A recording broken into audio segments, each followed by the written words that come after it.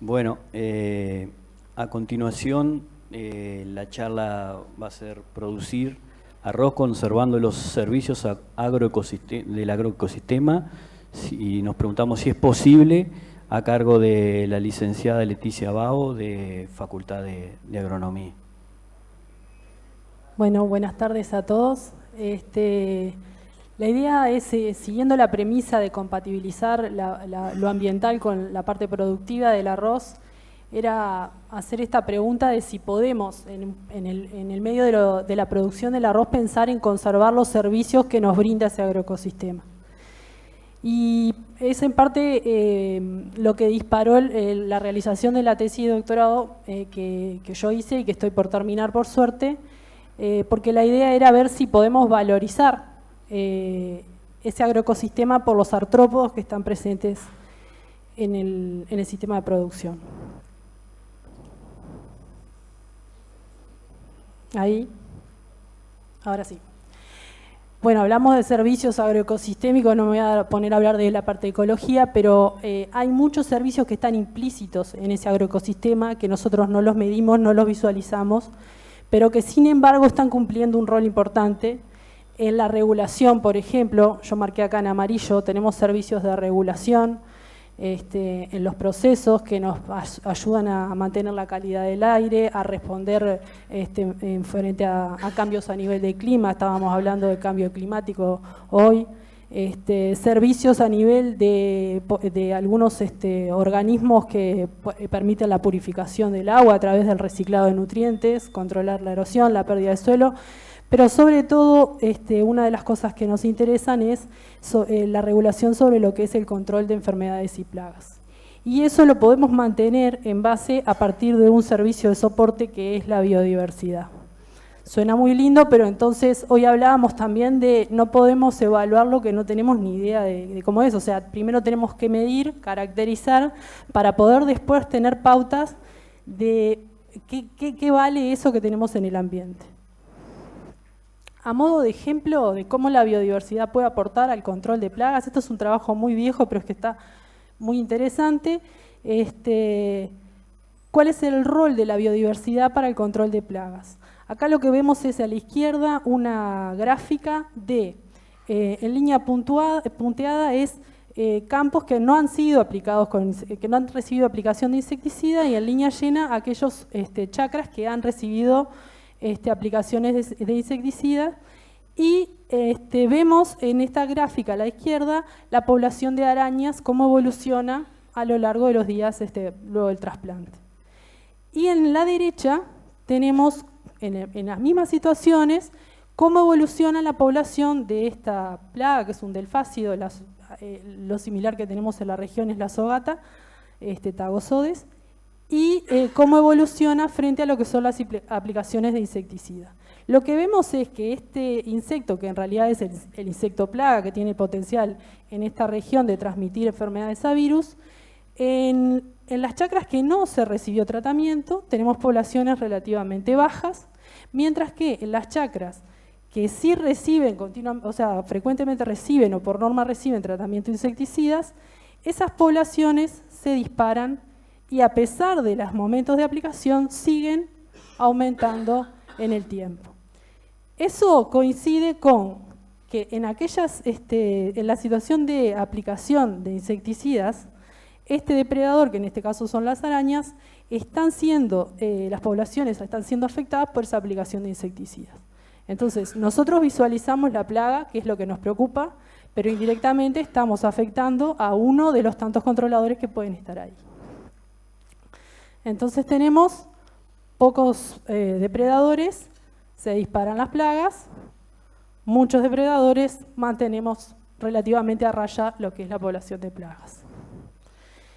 Hablando en relación a lo que es la compatibilización de todas las estrategias de manejo y todos los enfoques que tiene el sistema de producción, hoy se habló también del valor que tiene el arroz uruguayo y del rol de la sustentabilidad. Sustentabilidad que tiene distintos enfoques y uno de esos enfoques es la sustentabilidad ambiental. ¿Qué tenemos que hacer para lograr esa sustentabilidad o preservar esa sustentabilidad? Conservar esos servicios ecosistémicos.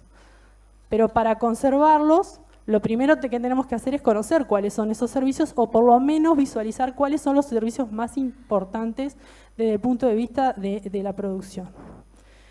Y en base a ese conocimiento, definir cuáles son las estrategias de manejo que pueden ayudar a mantener esas poblaciones de reguladores. Es entonces que en el marco de ese objetivo, lo que nos propusimos fue hacer una valorización de ese agroecosistema desde el punto de vista de cuál es la diversidad de artrópodos, pensando en lo que es la rotación clásica de arroz con pasturas. ¿Por qué? La idea es tener una línea de base que nos permita definir cuáles grupos pueden ser interesantes como indicadores para después poder medir esos indicadores en otros sistemas de rotación o frente a diferentes tipos de manejo. Para ello, la idea es dar pantallazos de algunos resultados. Uno de los muestreos que se realizó fue la comparación de lo que es el cultivo de arroz con las parches de vegetación nativa, que en realidad son parches porque cada vez tienen menos extensión, y comparar cómo eran las poblaciones de insectos en cada uno de esos ambientes. La idea era hacer una transecta que abarcara parte del parche de vegetación nativa y parte del cultivo. Como primera aproximación y hacer un screening de con qué nos encontrábamos. En esa primera aproximación, bueno, encontramos toda esta lista de familias que no interesan los nombres, pero sí lo que marqué en verde son aquellas familias que contienen, en esas familias contienen especies que tienen la capacidad de controlar algún insecto. ¿tá? De repente no todos controlan las principales plagas del arroz, pero por algún motivo tenemos menos plagas, ¿no? Entonces saltan a la vista varias familias que pueden ser interesantes y que tienen potencial de regular algunas plagas en forma natural.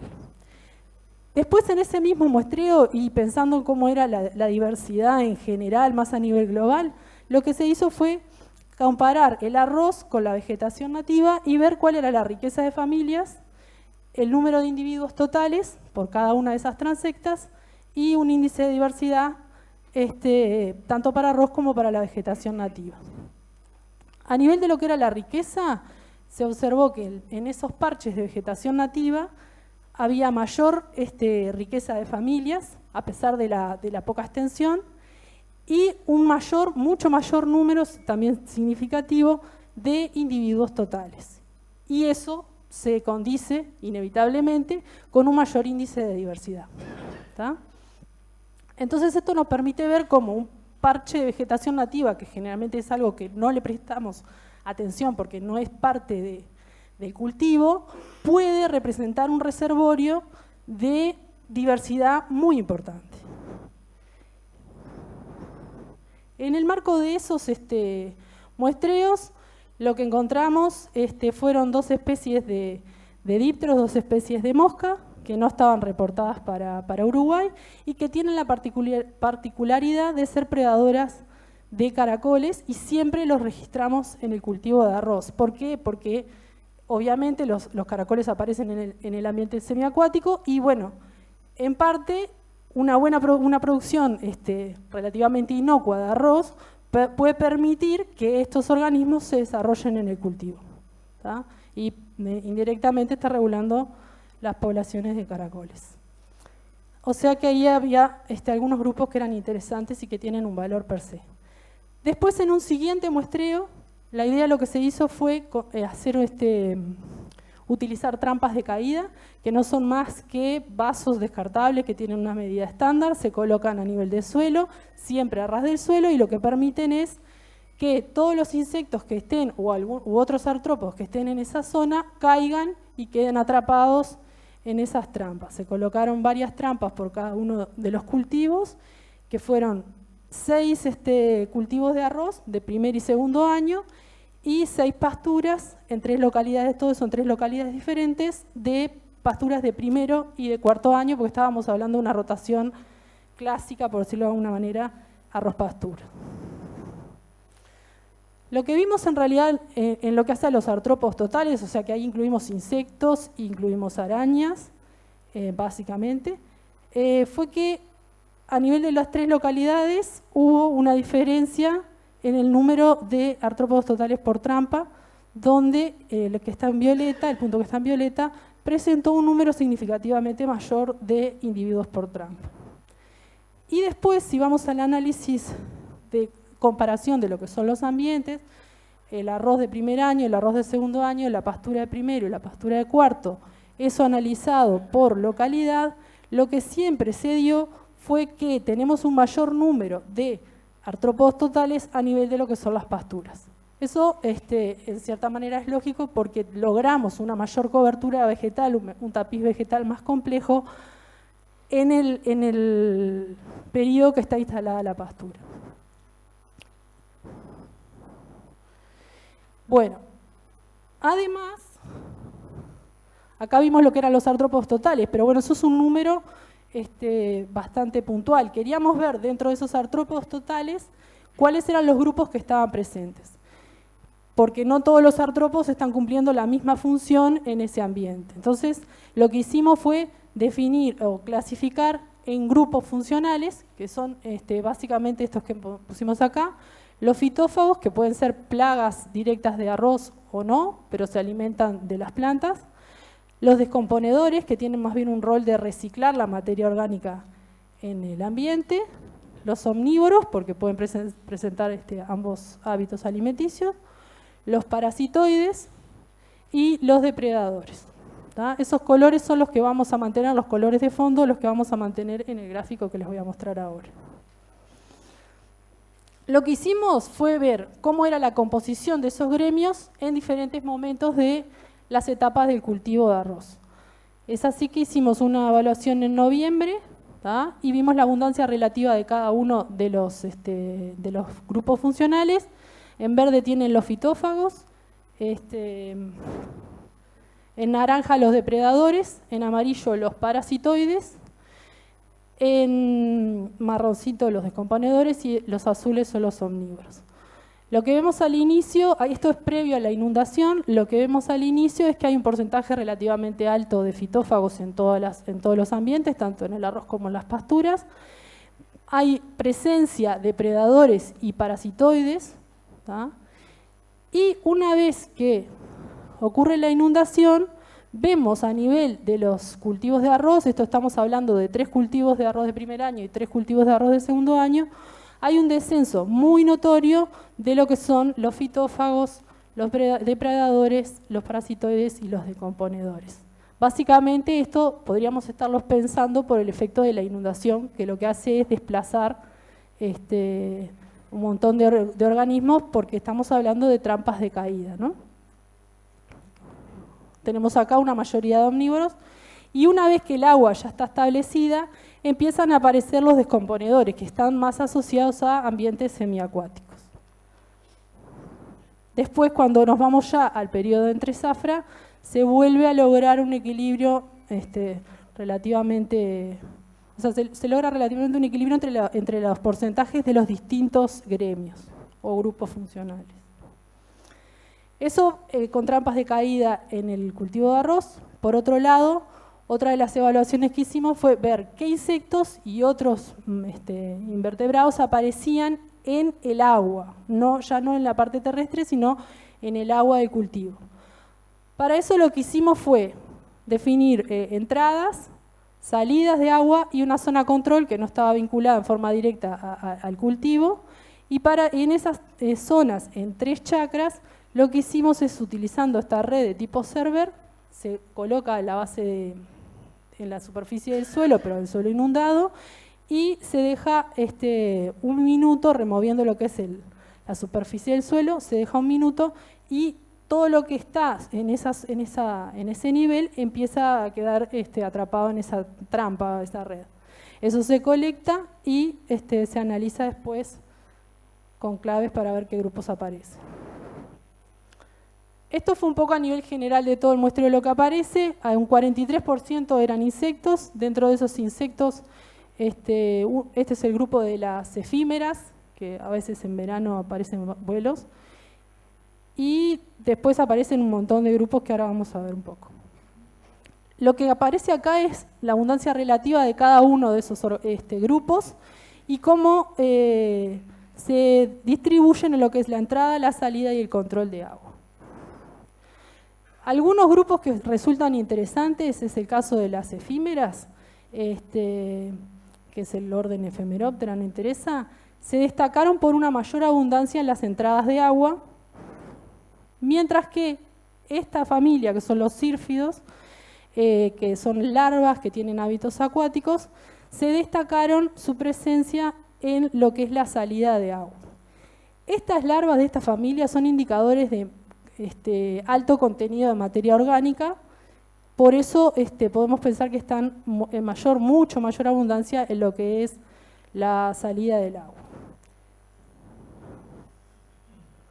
Por otro lado, hay algunos otros grupos que también pueden ser utilizados como buenos indicadores de calidad de agua, como son los coríxidos, que aparecieron también mayoritariamente en lo que es el agua de la entrada y el agua de la salida, del control, perdón. Estos son los órdenes y las familias que aparecieron en ese muestreo acuáticos, y todos los que están en verde son órdenes que son indicadores de calidad de agua, de buena calidad de agua. O sea que podemos ver que esos grupos están presentes, y si avanzamos en una evaluación a nivel de cuantificar esos grupos, podemos estar llegando a definir un índice de calidad para el agua de entrada y salida en el cultivo. Por otro lado, hicimos otro tipo de muestreo que apuntando a ver lo que eran las arañas, que es otro de los artrópodos que son bastante abundantes en el cultivo, y ahí lo que hicimos fue un seguimiento a nivel solamente del cultivo de arroz y a nivel de los diferentes momentos. Lo hicimos con trampas de caída y con aspirador, y lo que les muestro acá es solamente el número de arañas totales por cada uno de los momentos. La idea es que se hizo una evaluación previa a la inundación, otra al macollaje ya luego de la inundación, otra al llenado de grano y otra en la entresafra. Acá tuvimos un problema de encharcamiento y no se logró hacer la preinundación, o sea que tenemos macollaje, llenado y entresafra de vuelta.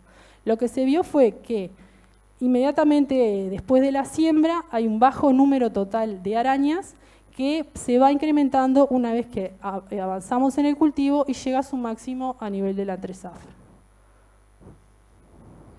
De alguna manera podemos ver que puede haber cierto impacto de lo que es la actividad de la siembra, pero esas arañas se recuperan y rápidamente vuelven a colonizar el cultivo.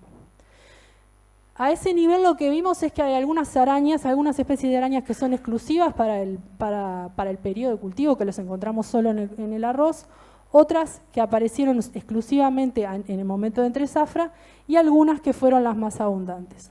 ¿Qué podemos decir de esto? Que las especies que aparecieron en forma exclusiva para el periodo de cultivo, en cierta manera son afines al ambiente más acuático, y en cierta manera el sistema de producción puede estar aportando como ambiente propicio para el desarrollo de estas especies. En resumen, en esta etapa lo que se evaluó, se logró definir fueron 16 familias y 68 morfoespecies. Eso es un valor bastante superior a los trabajos que hay realizados en Brasil para el mismo sistema de producción. O sea que, en definitiva, tenemos una mayor diversidad en estos grupos.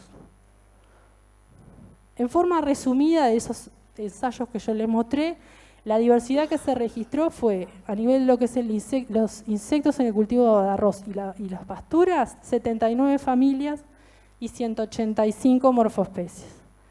A nivel de lo que son las arañas en el cultivo de arroz se registraron 16 familias y 68 morfoespecies. Y a nivel de lo que son insectos acuáticos, que esto fue un muestreo puntual, no en solo una fecha, se registraron 39 familias y 50 morfoespecies. O sea, es interesante ver la diversidad que se registró.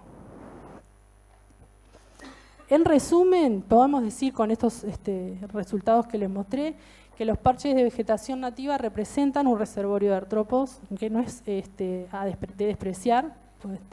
En momentos que impacta la siembra pueden estar alojados allí los artrópodos y volver a migrar en momentos que sea favorable el cultivo. Y cuando estamos hablando de volver a migrar no estamos hablando de plagas. Vimos la composición de de grupos funcionales donde la mayoría no eran fitófagos. Los resultados que mostramos con trampas de caída mostraron que las pasturas, en esa rotación clásica arroz-pasturas, muestran un mayor número de artrópodos en el cultivo. Vimos que los fitófagos al inicio del cultivo de arroz logran una abundancia inicial de un 30%, pero que una vez que se da la inundación, descienden rápidamente. Y destacamos la presencia de controladores naturales como son parasitoides y depredadores en esa rotación.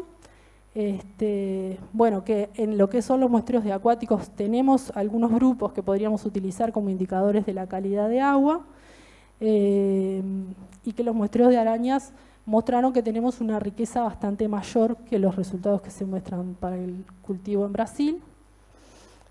Todo bien, pero ¿cómo contestamos esa pregunta, ¿no? ¿Se puede o no se puede? Yo creo que hoy se habló mucho de lo que es la calidad del arroz en nuestro país. El sistema productivo tiene muchas cosas fuertes y una de ellas es que se pueden tener medidas de manejo que conserven estos servicios. La agricultura sostenible y la biodiversidad es un vínculo cada vez más indisociable. En la medida que lo veamos desde esa perspectiva, vamos a poder preservar esos servicios y mantener esa regulación intrínseca del agroecosistema a nivel de lo que son las plagas. Acá la idea era solo resaltar estos comentarios que me parecían interesantes. ¿Los sectores agrícolas son enemigos acérrimos o son fuertes aliados para la biodiversidad? Creo que la idea es trabajar para ese segundo concepto y que es viable. Y bueno, acá dice la unión hace la fuerza, o sea, en la medida que hacemos una agricultura sostenible podemos ir manteniendo esos servicios. Acá les planteo lo mismo, una pregunta: biodiversidad al servicio de la agricultura y la agricultura al servicio de la biodiversidad.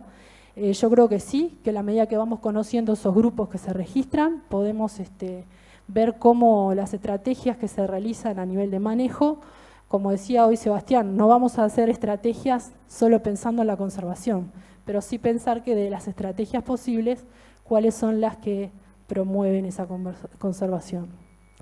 Y valorizar el sistema en base al conocimiento de esos grupos que sí están cumpliendo un rol en el cultivo. Y de esa manera tratar de apuntar a mantener el uso reducido de insecticidas, que hasta no hace mucho era lo que manejábamos en Uruguay. Y en el caso de que tuviéramos que hacer un manejo de control químico, tratar de avanzar en contar con herramientas de menor impacto a nivel ambiental, o sea, que no sean tan generalistas como lo que contamos ahora. Esto solamente a forma de agradecimiento a algunos de los que colaboraron con todo este trabajo, desde acá de INI a través de Sebastián y bueno, Luis me apoyó mucho en los muestreos, pero a la gente de INI que me apoyó en la logística de los muestreos. Miguel Simó con su grupo en Facultad de Ciencias me apoyaron mucho en la parte de identificación de arañas. Y a los productores y técnicos, ni que hablar, que me permitieron hacer los muestreos en sus chacras. Y bueno, y a Ani por la beca. Muchas gracias.